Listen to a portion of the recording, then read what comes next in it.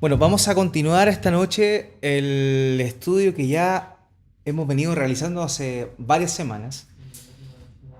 Y este estudio es de vital importancia para el cristianismo, como lo he dicho, para aquellos que decimos y profesamos la fe cristiana. Es súper importante porque nuestro entendimiento de lo que es el Evangelio va a determinar verdaderamente qué creemos que vivimos y cómo predicamos el Evangelio. ¿Ya? Lo que hizo el Señor Jesús cuando vino en este mundo fue predicar el Evangelio. Por favor, acompáñeme a Marcos capítulo 1, verso 5. Ese fue el inicio de su ministerio.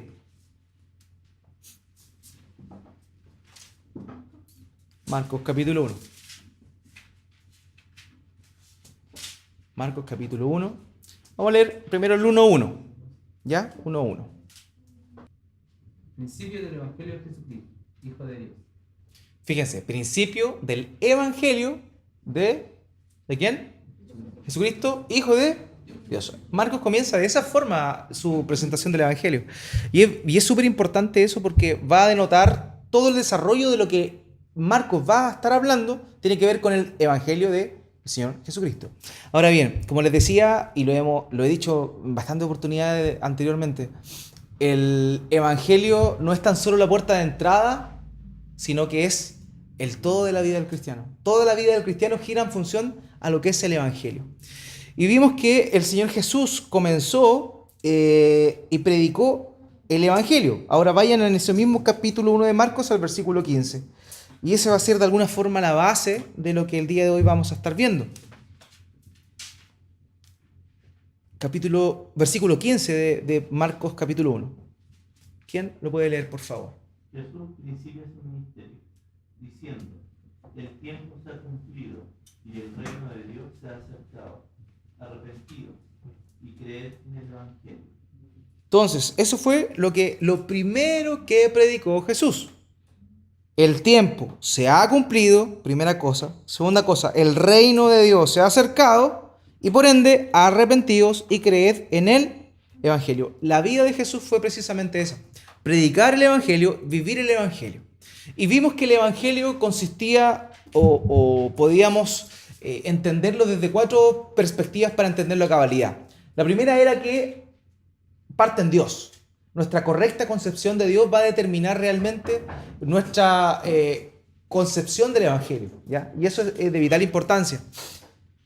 Entender que Dios, como es Dios, va finalmente a mostrarnos a nosotros cómo es que nosotros debemos reaccionar o responder frente a Dios. Medio Carlos, permiso. ¿Ok? Entonces, como nosotros tenemos o entendemos a Dios, eso va a determinar nuestra postura frente al Evangelio. En primer lugar, vimos que Dios, la manifestación o la forma en la cual Él se da a conocer en la Escritura es que Él es... ¿Cómo se da a conocer Dios en la Escritura? Como el Dios... ¿Se acuerda? La prueba de la semana pasada. ¿Ah? Yo soy el Evangelio. Ya, ese es el nombre, pero el atributo que define por excelencia a Dios, ¿cuál es? El Hijo del Hombre. Muy bien. Bueno, una entendió, así que no hay problema. No. La santidad. Dios se define a Él como santo. De hecho, 3 veces, ¿cierto? Es el atributo que Dios se da a conocer y que en la Escritura se repite en más cantidad de veces. No dice en la Escritura que Dios es amor, amor, amor, amor, o que Dios es bueno, bueno, bueno. Pero sí la Biblia dice que Dios es santo, santo, santo. Entonces, cuando nosotros entendemos qué significa que Dios sea santo, o en realidad qué significa que se repita 3 veces, ese atributo o esa característica de Dios nos va a llevar de alguna forma a tener una mejor concepción de quién es Dios, ¿ok? Vimos que la santidad significa que Él es único, ¿cierto? Y que Él es totalmente distinto a todo lo creado. Eso es lo que significa implícitamente el concepto de santidad. Él es distinto. Él es puro. Eso también implica pureza. Implica pureza, bondad y de esa santidad se desprenden cada uno de los otros atributos que tiene, ¿ya? Entonces, Dios se da a conocer como el Dios santo, santo, santo. Vimos también que se repita 3 veces era la forma que tenían los hebreos de exaltar algo, subrayarlo. Hoy día nosotros lo escribimos con mayúsculas, ¿cierto? Pero para el hebreo de aquel entonces, decir algo que tenía una connotación bastante importante o subrayar algo, no se subrayaba ni se escribía con mayúscula, se repetía 3 veces la misma palabra, en realidad 2 veces. Pero cuando algo se repetía ya una tercera vez, eso significaba que era el colmo de exaltado de lo que estaba ahí. ¿Okay? Entonces, cuando se dice que Dios es santo, santo, santo, lo que se está diciendo es que en realidad ese es su atributo con el cual Él más se da a conocer. Esa es su característica principal. ¿Dios es amor? Sí, Dios es amor. ¿Dios es bueno? Dios es bueno. ¿Dios es justo? Dios es justo. Y cada uno de esos atributos Dios los posee. Pero cuando Él se da a conocer a nosotros, su creación, Él dice que Él es santo, santo, santo. ¿Qué significa que sea santo? El Salmo 5.7 dice que... dice el Salmo, no recuerdo si era el 5.7, pero dice que la maldad no puede habitar junto a Dios, porque Dios es puro, es bueno, es benigno. Entonces el concepto de la maldad no puede habitar frente a Dios. Dios es puro, santo, bueno, y hizo una creación conforme a su imagen. ¿Y esa creación quién era? ¿No? El hombre, muy bien. Hoy están durmiendo todavía. Muy bien. El hombre, ¿cierto? Dios creó al hombre conforme a su imagen y a su semejanza. ¿Y Dios creó al hombre imperfecto o perfecto? Muy bien, Camila, muy bien. Perfecto.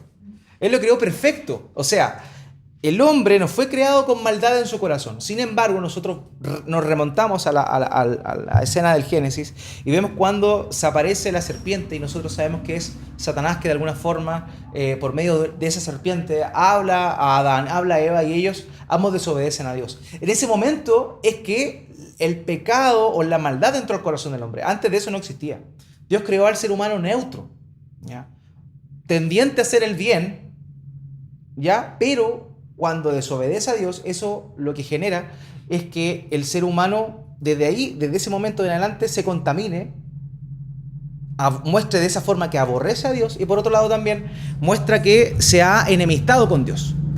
Dios se molestó con el ser humano por aquel error que cometió, pero esa molestia lo que generó fue unas consecuencias terribles para nosotros los seres humanos.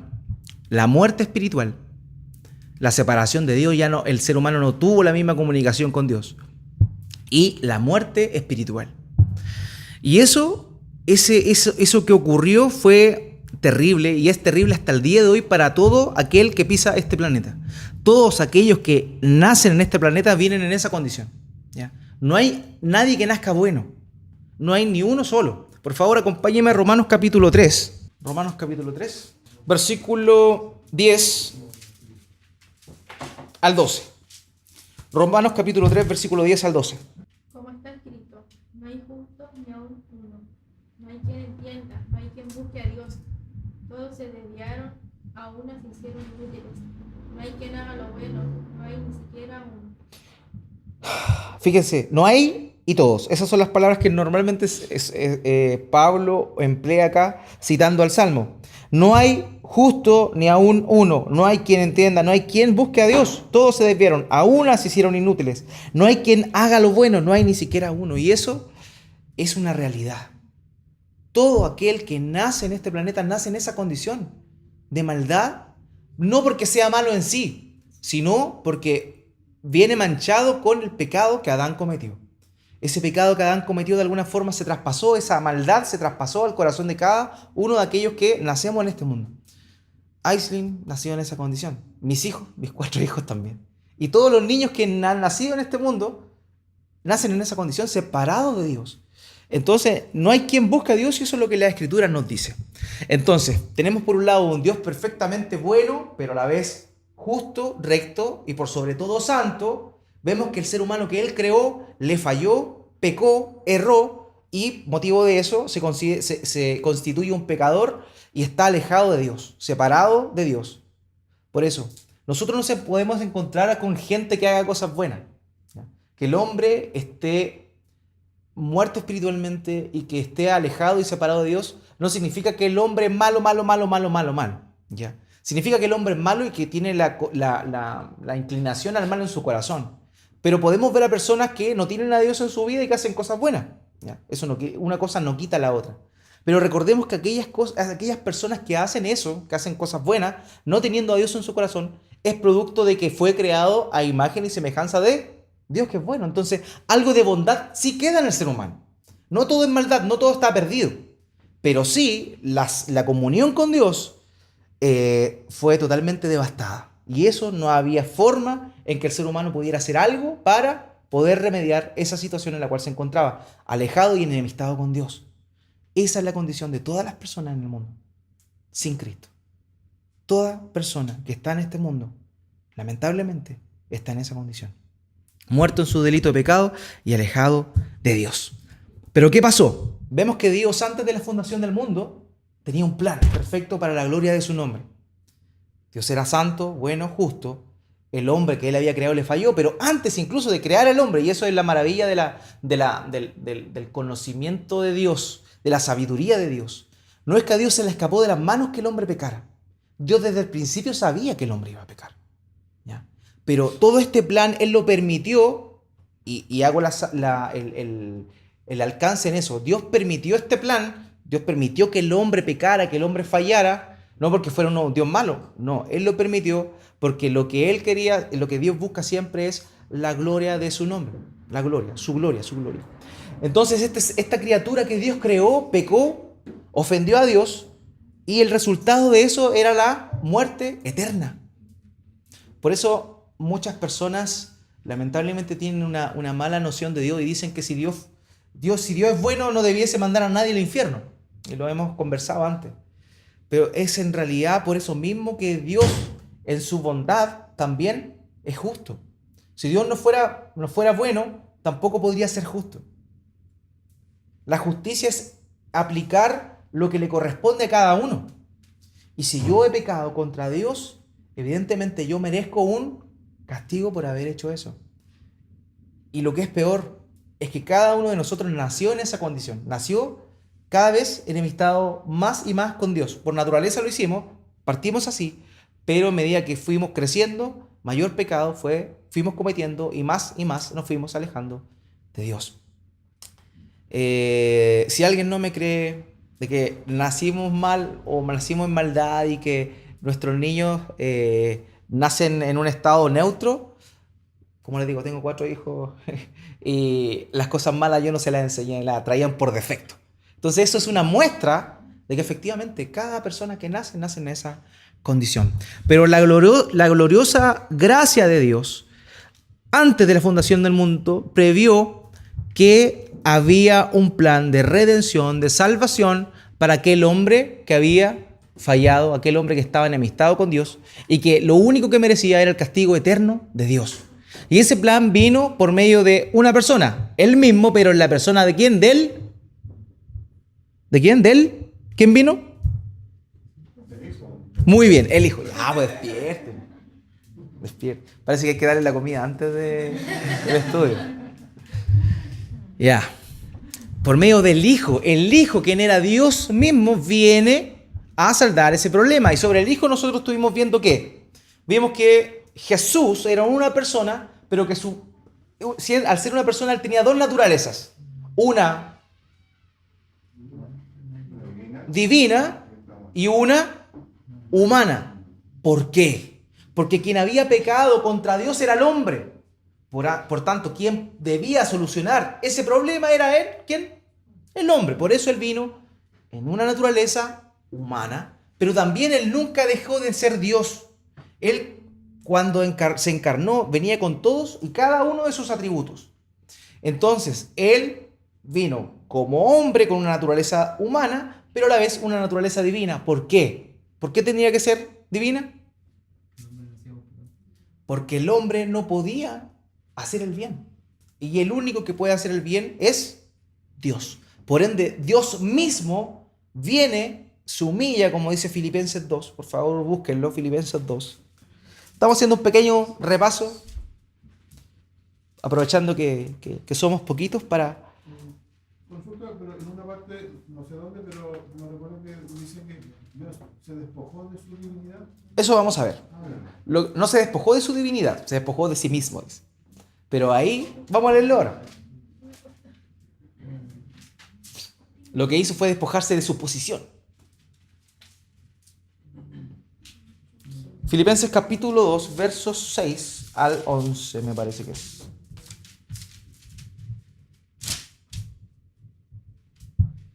Exactamente, Filipenses 2, 6. Bueno, del 5 en adelante. Del 5 al 11. ¿Quién lo puede leer, por favor? El cual, siendo en forma de Dios, no estimó el ser igual a Dios como cosa que aferrarse, sino que se despojó a sí mismo, tomando forma de siervo, hecho semejante a los hombres. Y estando en la condición de hombre, se humilló a sí mismo, haciéndose obediente hasta la muerte, y muerte de cruz. Por lo cual Dios también le exaltó hasta lo sumo y le dio un nombre que es sobre todo nombre, para que en el nombre de Jesús se doble toda rodilla de los que están en los cielos y en la tierra y debajo de la tierra, y toda lengua confiese que Jesucristo es el Señor, para gloria de Dios Padre. Ok, entonces el versículo 6 dice, el cual siendo en forma de Dios, no estimó el ser igual a Dios como cosa que aferrarse, sino que se despojó a sí mismo. Y aquí viene la descripción del despojo. Tomando forma de siervo, siendo Dios, siendo rey, se hizo siervo. Hecho semejante a los hombres, pero no dice que era hombre, o sea, era hombre, pero no únicamente hombre. Y estando en la condición de hombre, se humilló a sí mismo, haciéndose obediente hasta la muerte y la muerte de cruz. Entonces vimos que Dios es santo, santo, santo. No hay lugar para la maldad junto a Él. Dios creó un hombre, lo creó perfecto, pero el hombre pecó, falló y se enemistó con Él. Y el producto de esa enemistad es la separación eterna con Dios. Y eso es el lago de fuego y azufre por los siglos de los siglos. Es el sufrimiento eterno. Que en realidad, más allá de ser un fuego, es la representación del fuego, porque obviamente nosotros sabemos que es el cuerpo el que se ve afectado por el fuego. Va a haber un cuerpo para las personas que van a estar en esa condición, lamentablemente, en el infierno, en el lago de fuego por los siglos de los siglos. Va a haber un cuerpo y van a estar sufriendo eso.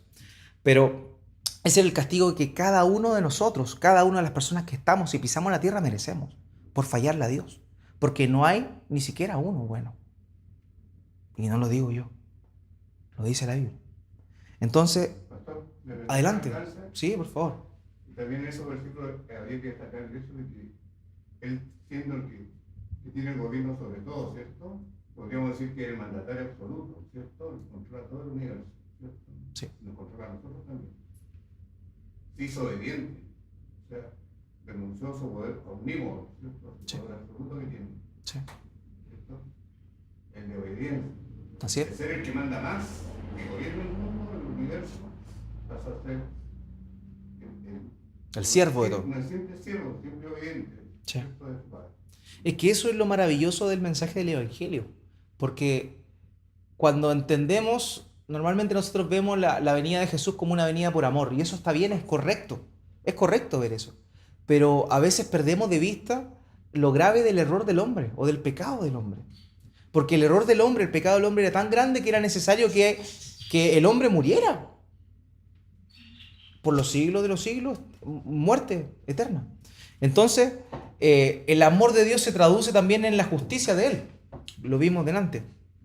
Y por eso Él mismo, siendo rey del universo, el Hijo siendo el rey del universo, viene y se humilla a sí mismo. Y viene a vivir como un ser humano, como tú y como yo. Pero Él, a diferencia de nosotros, no tuvo pecado nunca. Entonces, eso hace que el Evangelio sea tan maravilloso y tan distinto a cualquier otra religión.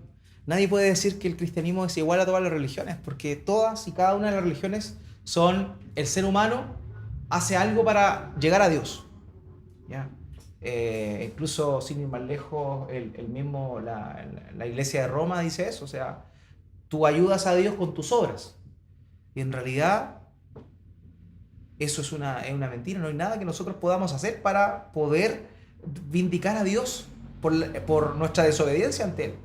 Porque nosotros hacemos una cosa buena, pero hacemos 10.000 malas. Entonces, si ponemos en la balanza, como lamentablemente muchos piensan, que cuando llegue el día y nos presentemos todos delante de Dios, se va a poner una balanza. Y si hice cosas buenas, esa balanza me va a hacer entrar al cielo, y si hice cosas malas, y voy a ir al infierno. Y en verdad eso no es así. Lamentablemente no es así. Porque no hay nada bueno que nosotros podamos hacer que pueda contrarrestar todo lo malo que hemos hecho y todo lo que hemos ofendido a Dios. Y eso es lo terrible. Por eso, lo terrible del pecado del hombre provocó que Dios tomara el toro por las astas y que Él mismo viniese a solucionar el problema, porque el hombre no puede salvarse por ninguna forma. La salvación es de Jehová, la salvación es del Señor. Nosotros no podemos salvarnos por nuestros propios méritos, por nuestras propias fuerzas.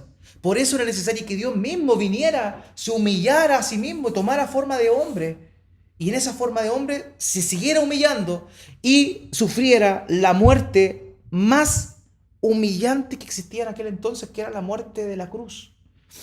Lo hemos dicho en otras oportunidades. Normalmente nosotros vemos las películas de Jesús y vemos que Jesús le pegan, ¿cierto? Lo humillan, lo escupen y que le ponen un tipo de calzoncillo y lo crucifican.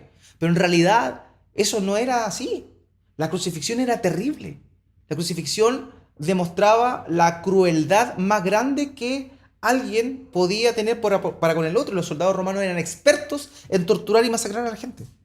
Entonces la crucifixión de Jesús no fueron tan solo 2 latigazos. Vimos que en Isaías 53, cuando se describe lo que iba a hacer el siervo sufriente, que era el Señor Jesús, dice Isaías 53 que no su cara iba a ser desfigurada, y fue así. Era irreconocible cómo debe haber quedado Jesús en su rostro, luego de todos los golpes, escupitajos que recibió. Entonces, la crucifixión era terrible. Era expuesto frente a todo el pueblo, desnudo. No había con calzoncillo ni con un pañal tipo bebé de hace 20 años atrás. No, él iba desnudo completamente. O sea, la vergüenza que él padeció, el sufrimiento que él tuvo, y lo vimos hace un par de semanas atrás cuando hablamos del siervo sufriente, si se lo recuerdan, fue terrible. Pero ese castigo no era para él, era para nosotros. Esa cruz, y más allá de la cruz, porque lo que nosotros merecíamos era el castigo eterno por los siglos de los siglos. Jesús no tiene esa necesidad, porque él, al no tener pecado, bastaba con la cruz. Pero esa vergüenza que él sintió, ese castigo que él tuvo, que él recibió, esos azotes, esos clavos que fueron clavados en su cuerpo, fue producto de nuestro pecado, no del de él. Él no tenía ni un pecado. Él era puro y santo, nunca tuvo falla. Sin embargo, Él viene en nuestro lugar. En primer lugar, vive la vida que nosotros deberíamos haber vivido. Jesús no cometió ningún pecado. Nosotros todo lo contrario. Y Jesús, mereciendo vivir, le es arrebatada su vida. Y nosotros, mereciendo la muerte, el día de hoy, por medio de la obra de Cristo, podemos tener esa salvación y esa vida eterna. Entonces, por eso es que el mensaje del Evangelio es totalmente distinto a cualquier religión. Porque no es el hombre buscando a Dios. No es como el brahmanismo, no es como el hinduismo, no es como ninguna de estas religiones, budismo, religiones de Oriente, que siempre es el hombre buscando una elevación espiritual, pero siempre funciona lo que el hombre puede hacer. El Evangelio, el cristianismo es totalmente distinto. Es Dios haciendo algo por el ser humano que falló, pecó y que merecía el castigo eterno. Esa es la gran diferencia. Esa es la gran diferencia. La sustancia es Dios busca al hombre, no el hombre busca a Dios, porque aquí vimos que nadie busca a Dios. Todos a una se desviaron. Todos nos desviamos, ninguno de nosotros busca de manera natural a Dios.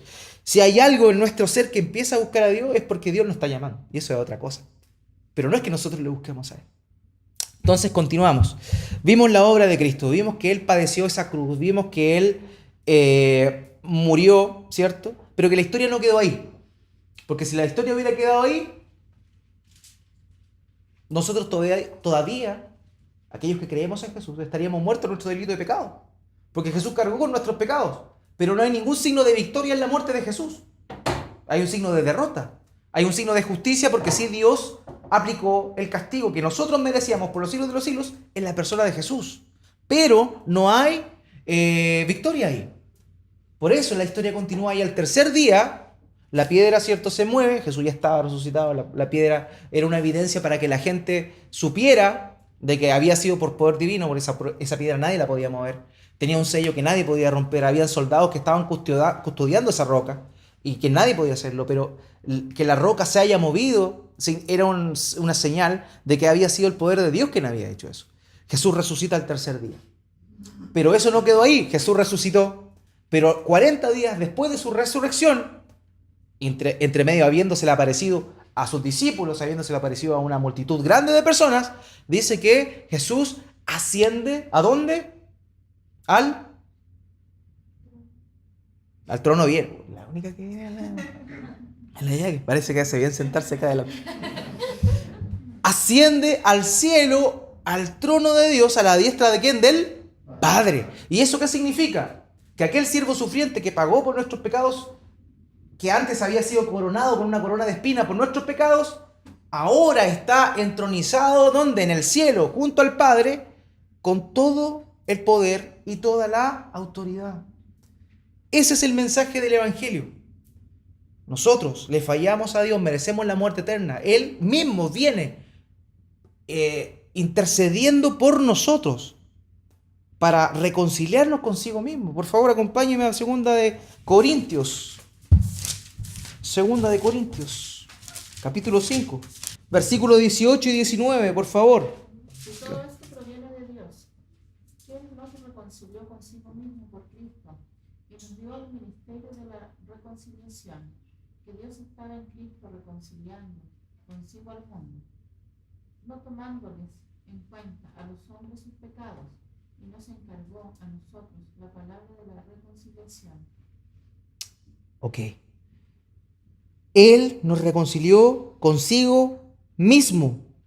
Dios, versículo 19, estaba en Cristo reconciliando consigo ¿a quién? Al mundo, no tomándole en cuenta los pecados. Y nos encargó a nosotros la palabra de la reconciliación. Versículo 21, por favor, Claudia. Al que no conoció pecado, por nosotros lo hizo pecado, para que nosotros fuésemos hechos justicia de Dios en él. Al que no conoció pecado, por nosotros lo hizo pecado, para que nosotros fuésemos hechos justicia de Dios en él. La justicia de Dios se aplica a nosotros. El día de hoy nosotros ya no somos pecadores si estamos en Cristo. No somos pecadores, somos pecadores salvados y justificados por la obra de Cristo. No hay justicia en el hombre, nadie puede considerarse justo. Ninguno de nosotros puede llegar el día de nuestra muerte o cuando nos encontremos con el Señor Jesús, pararnos frente a Él y decirle yo soy justo. Ninguno de nosotros puede decir eso porque todos hemos pecado.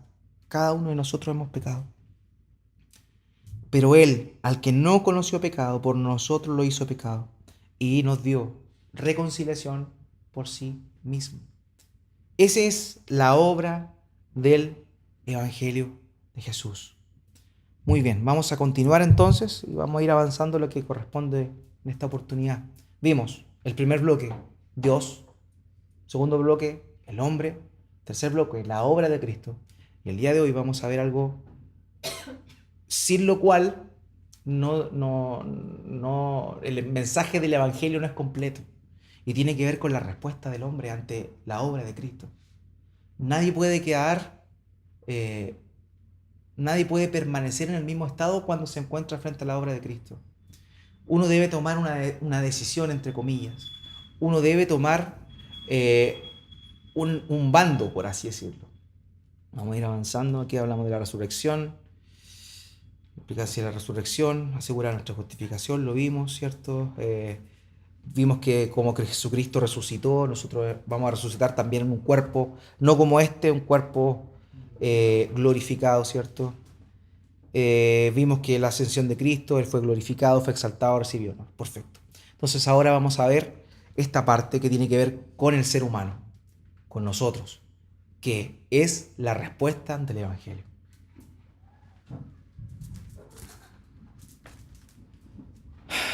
¿Cuál debe ser la respuesta? El Evangelio llama a la gente a arrepentirse de sus pecados y a creer en Jesucristo para ser salvos.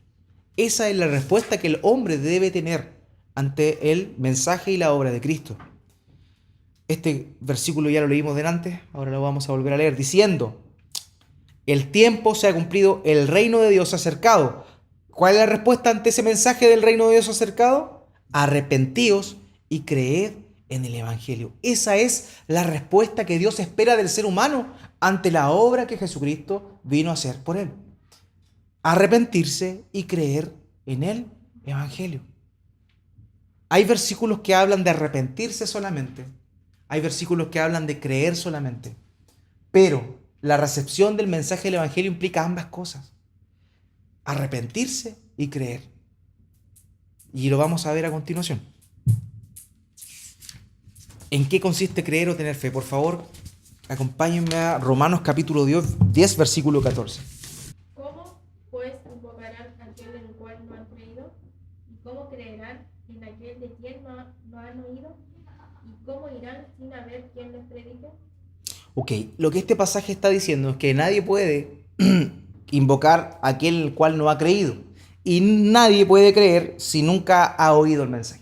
Por ende, lo primero que debemos que saber es que para que alguien pueda alcanzar la salvación necesita en primer lugar conocer la obra de Cristo. ¿Ya? Conocer intelectualmente la obra de Cristo, haber oído en primer lugar qué hizo Jesús. ¿Ya? ¿Qué hizo Jesús? Pero ese conocimiento no es suficiente para ser salvo. Hay muchas personas que saben evidentemente qué fue lo que hizo Jesús. Todos los años, ¿cierto? Vemos en Semana Santa películas que hemos visto desde que somos chicos, ¿cierto? Sobre la vida, obra y muerte de Jesús. Entonces podríamos decir que en nuestra nación, en nuestro país, no hay nadie que no conozca eso, ¿ya? Pero sin embargo, no es suficiente tan solo con saber que Jesús murió y que Jesús resucitó y que Él vino a morir por el pecador para ser salvado. No basta con eso. Romanos 1:32. Quienes, habiendo entendido el juicio de Dios, que los que practican tales cosas son dignos de muerte, no solo las hacen, sino que también se complacen por los que las practican. Fíjense, aquí está hablando de personas que han entendido el juicio de Dios. Fíjense lo que dice. Quienes habiendo entendido el juicio de Dios, que los que practican tales cosas son dignos de muerte. O sea, estas personas entienden el juicio de Dios y saben que aquel que comete cosas contra Dios es digno de muerte. Fíjense, no solo la hacen, sino que también se complacen con los que las practican. ¿Qué quiere decir esto? A lo que estamos hablando, en el tema que estamos hablando. Significa que hay gente que sabe que Jesús nació, sabe que Jesús existió verdaderamente, sabe que Jesús murió, resucitó y todo eso, y que Él vino por el perdón de los pecados, pero a pesar de eso, entienden eso, pero se complacen con aquellos que hacen las cosas que no agradan a Dios, por ende tampoco son salvados, a pesar de eso.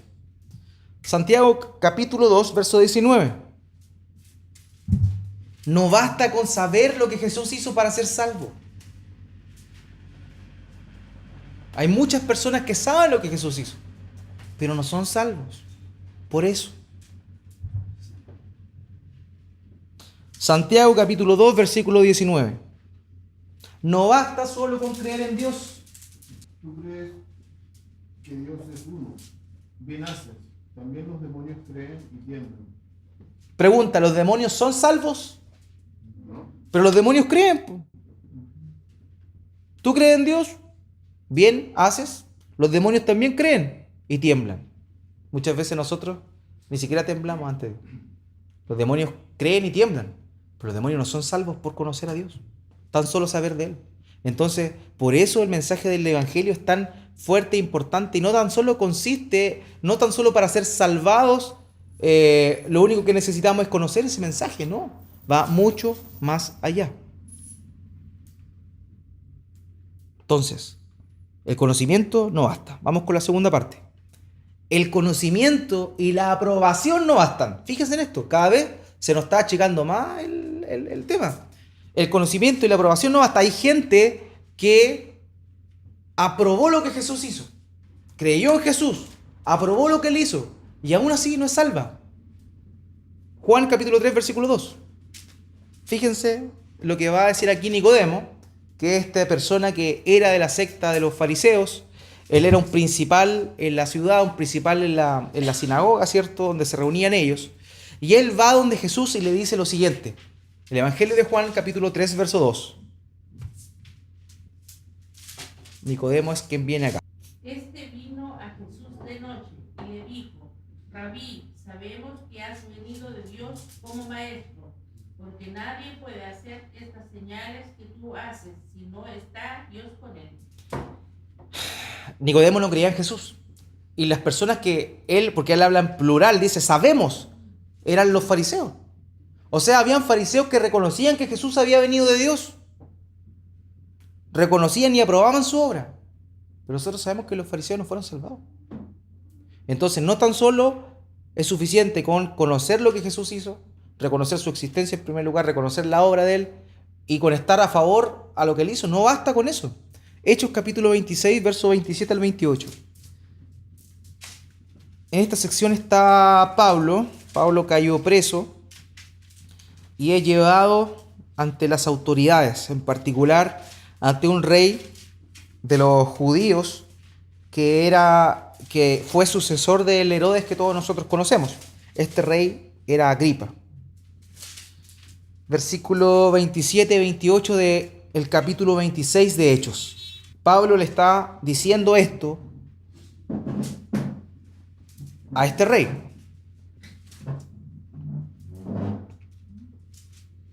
¿Crees, oh rey Agripa, a los profetas? Yo sé que crees. Entonces Agripa dijo a Pablo, por poco me persuade a ser cristiano. Fíjense, él le dice, Pablo le dice al rey, yo sé que crees.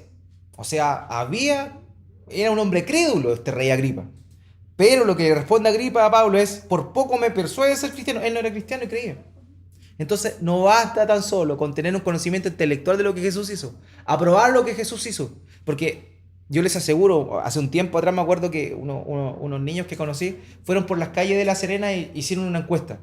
Y ellos andaban preguntando a toda la gente en la Avenida del Mar si creía en Jesús y lo que él había hecho. Y toda la gente, 90% de las personas decía que sí. Que sí. Después le preguntaban por otras cosas. ¿Y usted cree que se merece ir al cielo? Y decían, bueno, yo he hecho cosas buenas, yo creo que sí. Entonces se notaba que ellos conocían de Jesús, pero no sabían que en realidad no hay nada que el hombre puede hacer para ser salvado. Entonces, esa es la triste realidad. Muchas personas piensan eso. Que tan solo con conocer la obra de Jesús y aprobar lo que Jesús hizo, están listos. Pero no es tan solo eso. La fe es la confianza del cristiano. Juan 3:16. La Biblia dice esto, referente a aquellos que sí alcanzan la salvación. Juan 3:16, lo conocen todos, yo creo, la mayoría. ¿Lo pueden recitar? ¿Al revés? No. En jerigoncio, ¿pueden? Poco por tepe, tapa el mapa, naparepa. ¿Ah, en serio? Ah, espectacular. No, pero sin pillerías, pues. Sin pillerías, pues. Muy bien. ¿Qué dice Juan 3:16? Porque de tal manera amó Dios al mundo, que ha dado su Hijo unigénito, para que todo aquel que en él cree no se pierda, mas tenga vida eterna. Fíjense en un detalle no menor de esta expresión. Dice, para que todo aquel que en él cree. No dice todo aquel que le cree. No sé si notan la diferencia. No es todo aquel que le cree. Porque lo que cree implicaba solamente lo que él decía. Sino que dice todo aquel que en él cree, en lo que él es, en lo que él significa, en lo que él hizo. No tan solo basta con saber lo que él hizo. Lo que es necesario es creer en él como persona en completo. Lo que él es, Dios y hombre, ¿cierto? Que él vino a salvarnos por nuestros pecados y que solo en él podemos alcanzar la salvación. Solo en Jesús y en nada ni nadie más. Yo soy el camino, la verdad y la vida. Nadie va al Padre si no es por mí. Jesús se consideró y él se reveló como el único y exclusivo y a la vez excluyente. No hay otra forma de llegar a Dios. No es como dice el viejo adagio, todos los caminos llevan a Roma, no.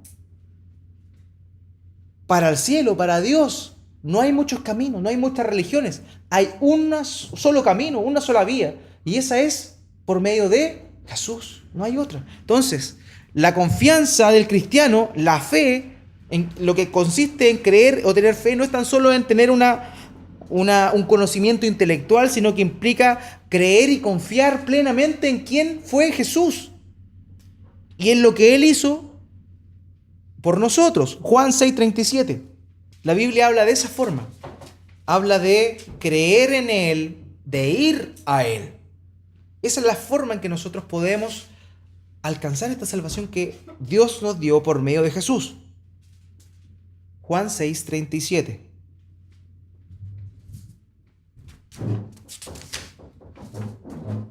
Dice, todo lo que el Padre me da, vendrá a mí, y al que a mí viene, no le echo fuera.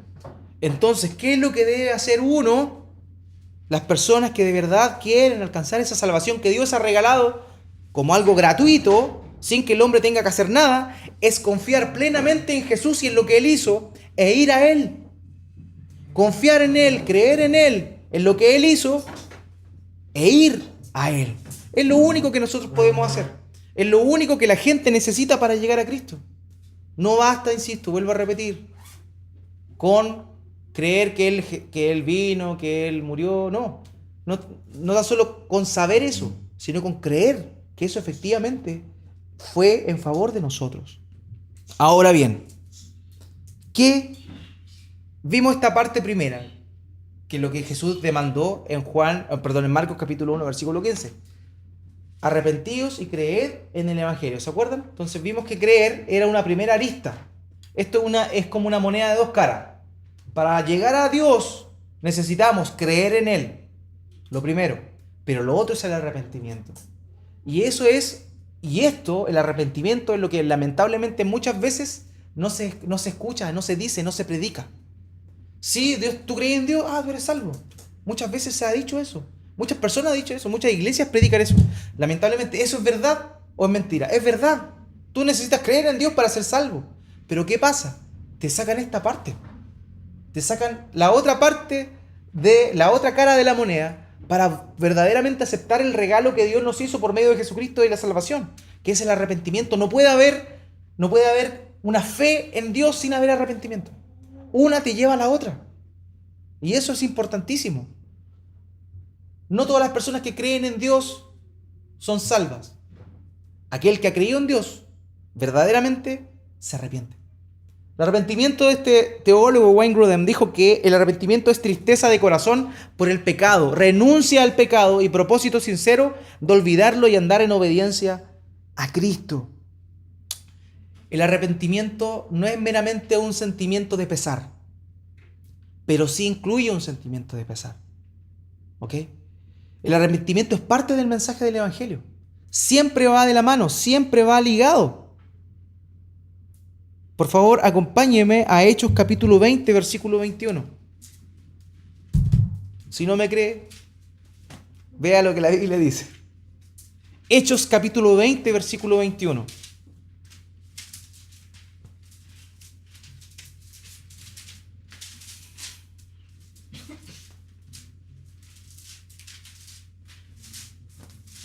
Por favor.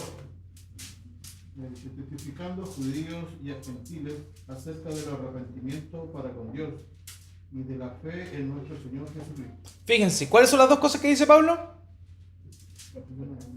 Arrepentimiento para con Dios y fe en nuestro Señor Jesucristo. Arrepentimiento y fe. Van de la mano. Hechos 3, 19 y 20. Así que arrepentidos y convertidos, para que sean borrados vuestros pecados, para que vengan de la presencia del Señor tiempos de refrigerio, y Él envía a Jesucristo, Dios fue antes anunciado. Arrepentidos y convertidos. No hay mensaje del Evangelio sin arrepentimiento. Hechos 26, 20. Sino que anuncie primeramente a los que están en Damasco, Jerusalén, y por toda la tierra de Judea, y a los gentiles que se arrepintiesen y se convirtiesen a Dios, haciendo obra digna de arrepentimiento. Que se arrepintiesen y se convirtiesen, haciendo obras dignas de arrepentimiento. El mensaje de Cristo demanda creer en Él y arrepentirse. Si no hay arrepentimiento, no hay salvación. Lo único que Dios demanda de nosotros es eso, arrepentimiento. Primera de Tesalonicenses, capítulo 1, versos 9 al 10. Aquí está hablando Pablo a estos hermanos de allá, de Tesalónica, y le está contando aquello que los hermanos de otras ciudades le han dicho de ellos. La obra que Dios hizo en sus corazones, y eso es lo que Pablo le está diciendo aquí a los tesalonicenses. Primera de Tesalonicenses 1, del 9 al 10. ¿Qué dice? Porque ellos mismos cuentan de nosotros la manera en que nos recibiste y cómo convertisteis de los ídolos a Dios, creer al Dios vivo y verdadero, y esperar de los cielos a su Hijo, al cual resucitó a los muertos, a Jesús, quien nos libra de la ira venidera. ¿Cómo os convertisteis de los ídolos a Dios? Siempre la obra del Evangelio, el impacto del Evangelio en la vida de las personas produce creer en Él y arrepentimiento. No hay Evangelio sin arrepentimiento. No hay una entrega completa del mensaje del Evangelio si no nosotros no predicamos y no demandamos de alguna forma en la persona que recibe o escucha el Evangelio arrepentimiento. Entonces vamos a volver ahora a esta pregunta. ¿Qué es el arrepentimiento? Porque ya vimos que la Biblia, Dios demanda de nosotros arrepentimiento. Demanda que la respuesta que el ser humano debe tener ante el mensaje del Evangelio es arrepentimiento. ¿Pero qué es el arrepentimiento? Porque ya sabemos que necesitamos eso, pero ¿qué es? Entonces, ¿qué es lo que Dios demanda? ¿Se fijan qué es importante esto? Porque si nosotros no sabemos lo que es el arrepentimiento, Es como dejar de hacer algo que uno hacía antes y que ahora sabe que es pecado. O sea, dejarlo de hacer no solo cuando hay alguien ahí, sino que sobre todo cuando uno está solo. Yo te Bien. podría decir también reconocer, ¿cierto? En una, como si hay tristeza del corazón que uno experimenta, que uno es pecador, ha vulnerado los preceptos de Dios, ¿cierto? Al conocer la palabra de Dios te das cuenta que uno ha infringido seriamente cada uno de los preceptos fundamentales. sí. ¿Algo así, no? Eso, por eso, si sumamos todo lo que has dicho, es perfectamente la definición de arrepentimiento. El arrepentimiento tiene que ver básicamente con tres cosas. Reconocer la condición en la cual estamos. Reconocer que hemos fallado y hemos pecado ante Dios y que en realidad lo único que merecemos de parte de Dios para con nosotros es castigo eterno. Eso es lo primero. Si yo no reconozco mi condición frente a Dios, mi condición de pecador, ¿verdad? Yo no me puedo arrepentir, porque hay orgullo en mi corazón todavía. Entonces, la primera parte del arrepentimiento tiene que ver con un reconocimiento de mi condición, de quién soy y de lo que hago y he hecho. En segundo lugar, el arrepentimiento tiene que ver con un dolor profundo en el corazón por lo que yo he hecho. ¿Ya? Un profundo dolor por lo que yo he cometido. O sea, y eso es importante porque a veces lo podemos confundir con otra cosa que es el remordimiento. Hay personas que se remuerden por lo que hicieron. O sea, oh, me mandé un condón, no, chuta, qué lata, ya, pero después me lo puedo volver a mandar de nuevo. Eso no es arrepentimiento, eso es remordimiento. El arrepentimiento consiste en dolerse en el corazón por lo que uno cometió, pero a la vez tomar una decisión frente a aquello que cometió y volverse. Por eso la Biblia habló, vimos que los pasajes también nos hablaban de convertirse, de volverse, porque el convertirse, arrepentidos y convertidos, dice, convertirse tiene la idea de darse vuelta. Uno va en una dirección, uno antes iba en una dirección hacia el pecado, ¿ya? Entonces, yo veo mi condición pecaminosa y yo ya no miro el pecado y me doy vuelta. Eso es convertirse, ¿ya? Eso es la conversión, dar vuelta a la dirección en la cual uno iba, ¿ya? Volver 180 grados, girar 180 grados en la posición que yo estaba antes. Eso es, en primer lugar, convertirse. Después viene lo otro que tiene que ver con arrepentirse. Y ese arrepentimiento tiene que ver con, ya luego de haberse dado vuelta, saber que yo ya no voy a volver atrás. Eso es arrepentimiento. Arrepentimiento genuino no tiene que ver con, ya me arrepiento, me dolió lo que hice, pero mañana lo hago de nuevo. Eso no es arrepentimiento. El arrepentimiento genuino es un deseo de ya no volver a hacer lo que antes cometí, de no volver a fallarle a Dios con lo que antes hice, de la misma forma que le ofendí. Eso es el arrepentimiento también, ¿ya? Y lo tercero es que yo me doy vuelta, ¿cierto? Dejo el pecado atrás, me doy vuelta, me duelo por lo que hice, pero ahora tomo esta decisión de seguir a Cristo e imitar a Cristo. Eso es arrepentimiento, darse vuelta del camino que antes me llevaba hacia el pecado y hacia la muerte, y ahora girar completamente e ir en pos de Cristo. Eso es arrepentirse. Ahora, ¿qué produce el arrepentimiento en las personas? Por favor, acompáñeme acá a Hechos capítulo 2, verso 38. Hechos 2:38. ¿Qué produce el arrepentimiento en nosotros? Si nosotros no hemos arrepentido, ¿qué produce eso en nosotros? Hechos 2:38. Por favor, Fabián. Pedro les dijo: arrepentíos y bautícese cada uno de vosotros en el nombre de Jesucristo para perdón de los pecados, y recibiréis el don del Espíritu Santo. El arrepentimiento produce en nosotros el perdón de los pecados por la obra de Cristo. Cuando la obra de Cristo se hace válida en mi vida, es cuando yo me he arrepentido.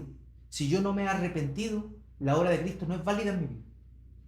Por eso, lo primero, como decía este versículo, es: bautícese cada uno de vosotros en el nombre de Jesucristo para perdón de los pecados. Es decir, nosotros recibimos el perdón de los pecados cuando nos arrepentimos, no necesariamente cuando nos bautizamos. Hechos 11:18. ¿Cuál es la otra cosa que produce el arrepentimiento en nosotros? El arrepentimiento ya vimos. Lo primero que hace es imputar en nosotros el perdón de pecados. Lo segundo, Hechos 11:18. Entonces, oídas estas cosas, callaron y glorificaron a Dios, diciendo: de manera que también a los gentiles ha dado Dios arrepentimiento para vida. El arrepentimiento produce vida. Esa vida que nos da Dios por medio de la obra de Jesucristo es efectiva en nosotros cuando nos hemos arrepentido. Y por último, 2 Corintios 7:10.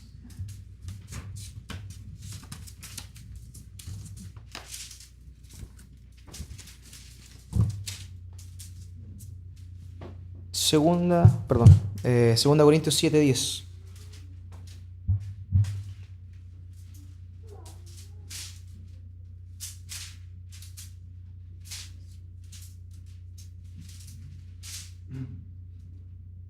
Porque la tristeza que es según Dios produce arrepentimiento para salvación, de que no hay que arrepentirse, pero la tristeza del mundo produce muerte. ¿Qué hace la tristeza? Produce arrepentimiento para con Dios, ¿cierto? Pero ¿qué dice? Produce arrepentimiento para salvación. Entonces, la salvación se hace efectiva en nosotros cuando nosotros nos hemos arrepentido. Por eso, si usted le predica el Evangelio a alguien, presente la obra de Cristo, pero también debe hablar de que lo único que el hombre hace, aparte de pecar y para recibir la obra de Cristo, es arrepentimiento, arrepentirse, dolerse por lo que uno ha hecho, confiar plenamente en Cristo por medio de la fe, de que lo que Él hizo es suficiente para el perdón de mis pecados. Cuando yo me he arrepentido, cuando yo he nacido de nuevo, por medio de la obra de Cristo, yo no voy a tener la misma relación que tenía con el pecado. Lo vimos en Primera de Juan, ¿se acuerdan? Decía: el que practica el pecado no es de Dios, es del diablo. Porque cuando nosotros nos hemos arrepentido, nosotros tenemos una nueva relación con el pecado. Antes vivíamos nomás, pues si pecábamos era parte de nuestra naturaleza. Pero cuando nosotros nos arrepentimos de verdad, ya ahora nos duele pecar, nos duele fallarle a Dios.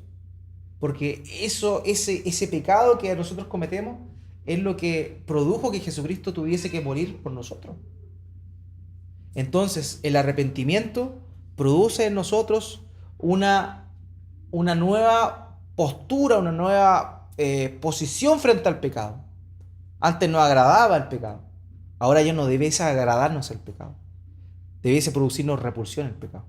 Pero no lo hace. Muchas veces no lo hace. Y ahí es donde tenemos que volver a arrepentirnos. Porque el arrepentimiento no es algo que ocurre una vez en la vida del creyente. El arrepentimiento continúa en la vida del creyente. Porque vamos a seguir pecando. Nosotros no paramos de pecar el día que nos arrepentimos y nos humillamos delante de Dios. No. Tenemos que seguir arrepintiéndonos. Pero ese arrepentimiento debe ser genuino, debe ser sincero.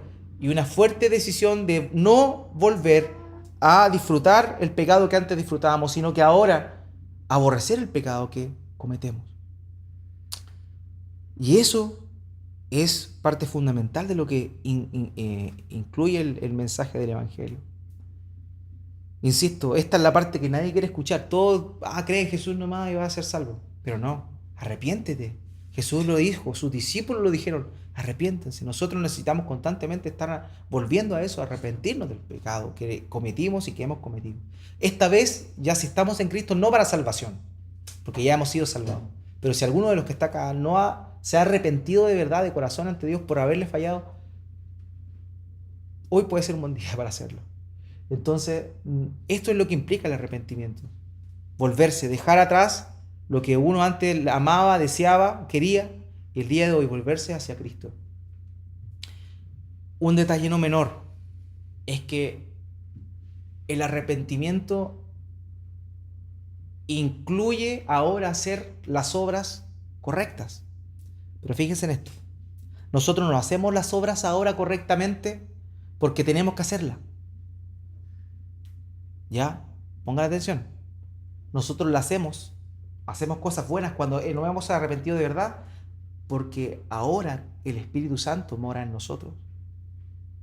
Y lo que fluye de nosotros es la obra del Espíritu Santo. Y la obra del Espíritu Santo nos va a llevar a hacer cosas buenas. No es como, no, yo ahora tengo que hacer lo que a Dios le agrada, entonces, qué dolor. No, ahora tú estás en Cristo. Si tú estás en Cristo, el Espíritu Santo obra en tu vida. Y eso te va a llevar a hacer lo que a Dios le agrada. Porque te lleva a ser como Jesús era. Tú antes viviste una vida de desobediencia a Dios. Recibiste el regalo de la salvación, te arrepentiste y ahora Cristo mora en ti. Y ahora las obras de Cristo empiezan a fluir de ti. Por eso ahora nosotros hacemos lo bueno, lo correcto, lo agradable ante Dios. No porque nosotros tengamos que hacerlo y es un mandamiento. De hecho, el sermón de este domingo se va a tratar un poco de eso. Sino que ahora tiene que ver con que yo he nacido de nuevo y como he nacido de nuevo, soy semejante al prototipo original, al verdadero Hijo de Dios que era Jesús. Y Él hizo siempre lo que agradó a su Padre. Por eso ahora nosotros cuando nos hemos arrepentido, hemos sido salvados, ahora por la obra de Dios en nosotros empezamos a hacer lo que a Dios le agrada. No por nuestras fuerzas, sino porque Cristo mora en nosotros. Ese es el cambio. Ningún cristiano, ninguna persona que ha creído en Jesús puede jactarse y juzgar al otro. Y por eso que también Jesús hablaba tanto de eso, del enjuiciar al otro. Nosotros no debemos enjuiciar al otro. Porque si hay algo que nosotros hacemos bueno ahora, hoy en día, es porque Cristo mora en nosotros. No porque nosotros seamos buenas personas. Sin Cristo nosotros, la ira de Dios tendría que derramarse nomás. Pero es la obra de Cristo en la que en nosotros produce que ahora hagamos cosas que le agradan a Dios. Ese es el regalo del Evangelio. La respuesta ante el Evangelio es creer en Él y arrepentirse. Creer en Él y arrepentirse. Prediquémonos el Evangelio todos los días. Por eso yo le decía, esto no es algo el principio de la vida de fe, no. Es algo que día a día debemos recordar. La obra de Cristo por nosotros. La obra de Cristo por nosotros. Y a la vez disfrutar las bendiciones que el Evangelio ha traído a nuestras vidas por medio de la labor del Espíritu Santo en nuestras vidas. Que el día de hoy hace que hagamos las cosas que a Dios le agradan. Eso es lo que Dios espera de las personas. Dios manda que todo hombre, en todo lugar, se arrepienta. Cuando nosotros hablemos del Evangelio, hablemos de la obra de Cristo, hablemos de la condición del ser humano, de esa condición desoladora que la obra de Cristo vino a remediar. Pero también no nos quedemos con eso. Llamemos a aquel que le estamos hablando del Evangelio a hablar y hablemos del arrepentimiento, que es lo único que el hombre hace para recibir ese regalo inmerecido de la salvación. Nunca olvidemos eso. Inmerecido de la salvación. No lo merecemos. Lo único que podemos hacer es confiar en Cristo y arrepentirnos de todo lo que hemos hecho.